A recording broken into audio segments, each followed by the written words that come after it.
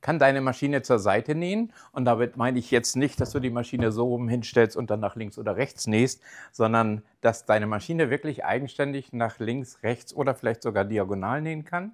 Einige Maschinen am Markt können das. Hier haben wir beispielsweise die Brasa NV1800Q, die wie einige Maschinen am Markt über diese Seitwärtsfunktion verfügen. Das heißt, man kann links oder rechts nähen, nicht nur nach vorne oder hinten, wie es sonst bei vielen Maschinen ist.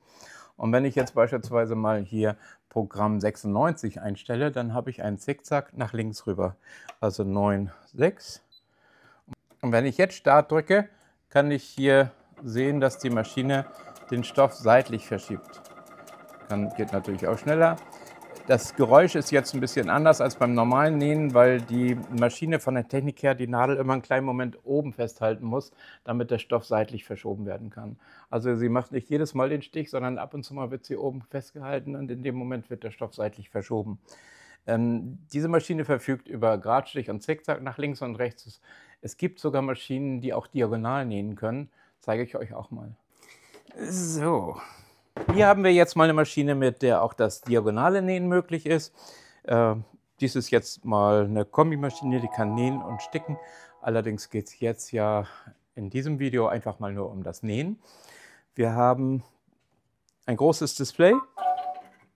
Ich gehe hier in den Nähbereich rein und ich kann bei dieser Maschine jetzt praktisch hier wählen, nach links oben, vor, zurück, nach rechts oben, zur Seite, nach links oder rechts. Ich kann das mit einem Zickzack oder mit einem Gradstich nähen. Also das ist wirklich sehr, sehr umfangreich bei dieser Maschine. Ich setze hier jetzt nochmal das passende Füßchen an die Maschine. Sagt allerdings, das geht auch mit dem Füßchen J.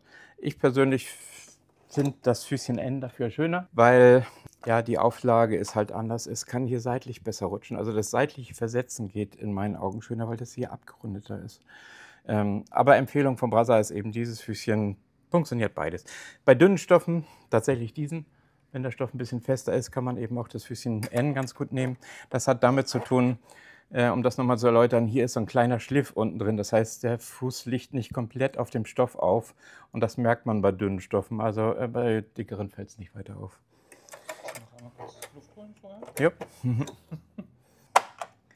So, jetzt fragt ihr euch vielleicht, warum um Himmels Willen soll ich denn zur Seite nähen können? Wo liegt der Sinn? Also es gibt halt schon einige Anwendungen, beispielsweise ihr kommt dann nicht so gut über eine dickere Kante rüber und habt aber eben die Möglichkeit seitlich zu nähen. Oder ein sehr vielleicht einleuchtendes Beispiel, angenommen ihr habt Kinderhosen, die sind durch an den Knien, ihr wollt da Flicken drauf nähen, dann habt ihr ja an den Nähmaschinen heutzutage eigentlich immer diesen freien Arm. Das heißt, ihr könnt das Hosenbein zwar darüber schieben, aber wenn ihr jetzt einen Flicken drauf nähen wollt, dann müsst ihr rumnähen. Und das geht nicht, weil der Schlauch hier über diesen Freiarm drüber sitzt. Bei einer sehr weiten Hose kann man da vielleicht was tricksen, aber wenn das eine Kinderhose ist, dann passt sie vielleicht mit Glück gerade eben über diesen Freiarm rüber. Mit Drehen ist dann aber nichts mehr.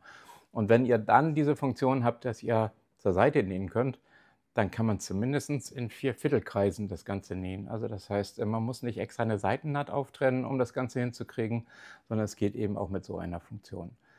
Was ein weiterer großer Vorteil ist, diese Maschinen haben dann eigentlich regelmäßig auch breite Zierstiche. Aber ich zeige euch jetzt erstmal das seitliche und das diagonale Nähen.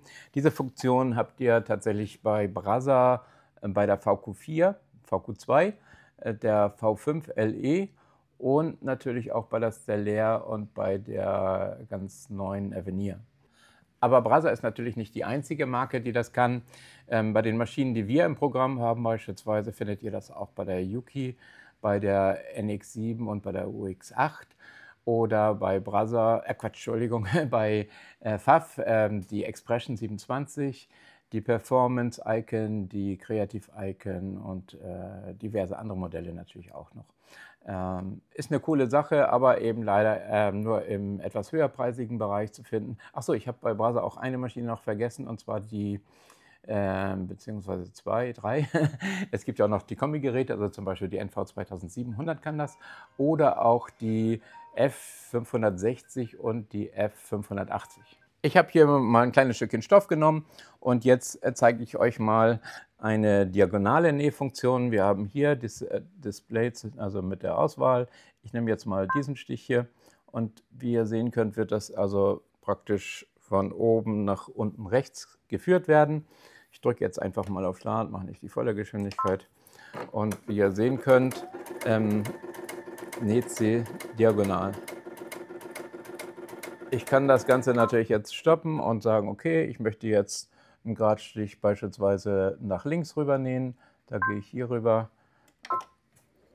So.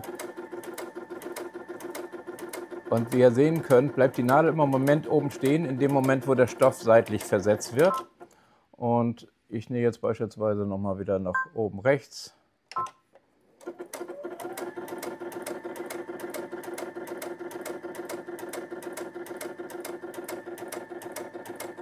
So wäre es natürlich auch möglich, jetzt wieder nach unten oder nach links rüber. Oder, da könnt ihr eben Stellen erreichen, die ihr sonst schwer zugänglich habt. Oder eben das Erwähnte mit dem Flicken auf dem Knie beispielsweise. Ich zeige euch jetzt aber auch mal den weiteren Vorteil, eben diese breiten Zierstiche. Je nach Maschinentyp kann das tatsächlich, ihr habt ja im Normalfall immer bei den meisten Maschinen 7 mm Stichbreite. Es gibt auch einige Maschinen am Markt, die haben 9 mm Stichbreite, beispielsweise die Pfaff Expression Serie oder auch die Performance Icon und so. Die haben eben diese breiten Stiche, aber noch breiter geht es halt eben nur dann, wenn auch der Stoff während des Nähens nach links oder rechts versetzt wird. Und dieses seitliche Versetzen, da kriegt man dann tatsächlich Stiche hin, die sind 3, 4, sogar bis zu fast 5 cm breit, eben je nach Maschinentyp. Und das sind dann schon Effekte, die sehen eigentlich gar nicht mehr so aus, als wenn die mit einer normalen Nähmaschine genäht worden sind. Ich kann euch jetzt mal sowas zeigen. Hier gehe ich jetzt mal auf die Dekorstiche beispielsweise. So, Dekorstiche. Und wähle jetzt beispielsweise mal den Stich hier aus. Und wenn ich das jetzt nähe, könnt ihr sehen, dass der Stoff eben auch seitlich mit versetzt wird beim Nähen. Also es wird nicht nur vor und zurück geschoben, sondern auch seitlich versetzt. Jetzt geht es wieder nach links rüber. Hier.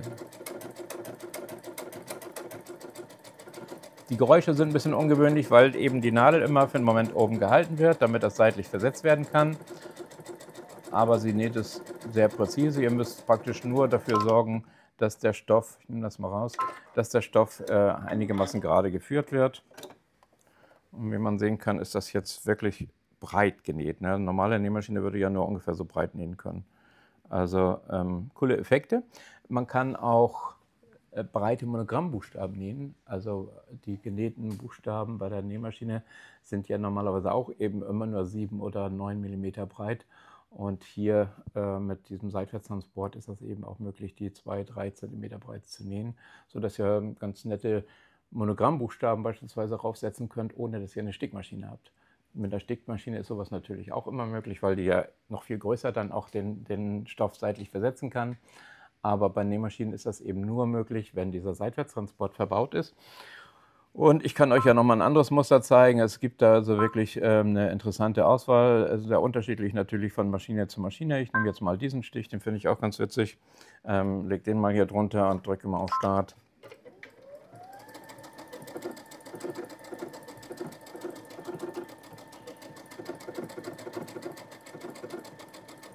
Hier natürlich besonders interessant durch dieses Verlaufsgarn. Damit kriegt man immer hübsche Effekte hin, weil eben alle paar Meter sich die Farbe ändert.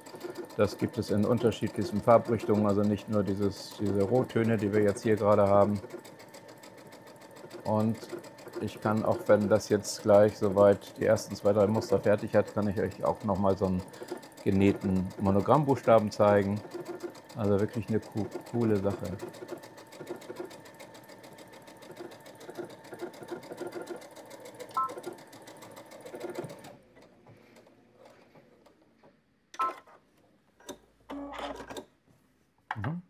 Hübsches Muster. Nicht ganz so breit wie dies jetzt hier, aber eben auch sehr nett anzusehen.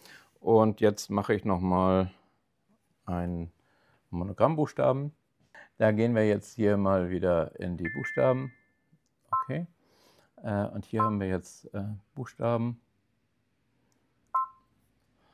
Jetzt nehmen wir mal das J und das L.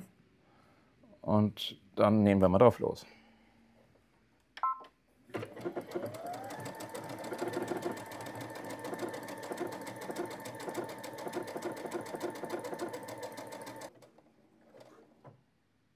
Bei einigen Maschinen habt ihr auch die Möglichkeit, über diese My Custom Stitch Funktion eigene Muster einzugeben. Ähm, das ist jetzt hier so, dass die Anfangsfäden natürlich weggeschnitten werden müssen und auch der Faden dazwischen am besten weggeschnitten wird, damit es schön aussieht.